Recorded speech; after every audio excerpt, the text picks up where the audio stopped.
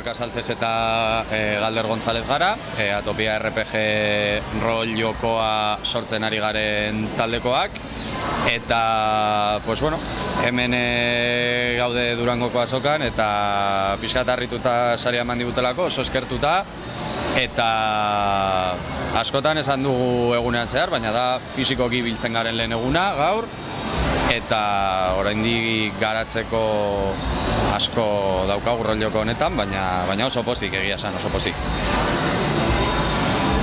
Jokoa zertan datza, o ideia... Bueno, ideia da egitea rol joko bat, Euskal Herriko esperientzietan oinarrituta eta euskeraz, ez da erago inoiz horrelako zerbait egin, horregatik aurkeztu genuen sormen beka honetara. Eta helburua da Euskal Herrian gertatzen diren edo gertatzen ez diren gauzak analizatzea, bost fakzio egongo balira bezala euren artean betiko borroka batean, bai? Eta bakoitza ditu bere interesak, bere mundu ikuskera, eta bere gauzak egiten ditu helburuak lortzeko.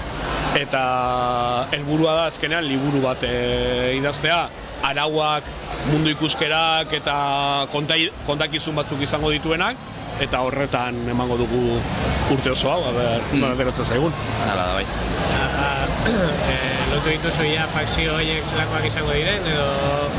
Bai, lehenengo zirriborro bat badaukagu, bost izango lirateke Galderrek esan duen moduan, agentzia izango liratekenak apur bat informazioekin lan egiten duten hackerrak, informazioaren trapitxeroak, beste fakzio guztiak euren zerbitzua kontratatzen dituztenak, internazional ikusezina, ez?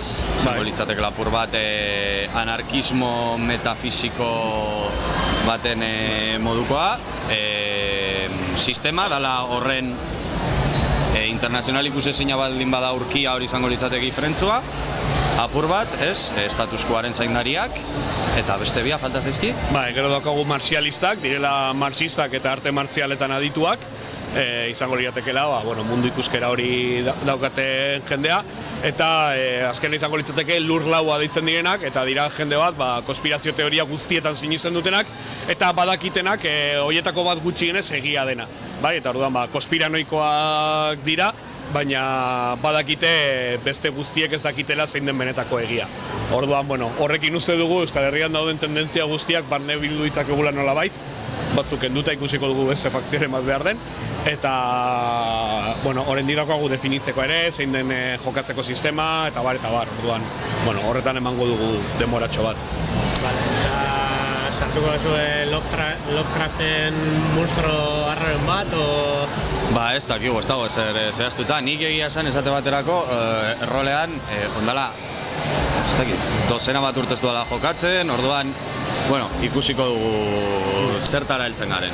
Hala ere, esan dugu behin baino gehiagotan, dago oinarritua Euskal Herriko errealitatean, orduan ez dauka hainbeste fikzio edo fantasiatik, badauka pixkat autoparodiatik, baina ez dugu beharrezkoa ere sortzea mundu fantastiko bat, gure mundua nahiko fantastikoa delako, nahiko surrealista gertatzen dira, eta hoiekin joko nahiko dugula uste dugu.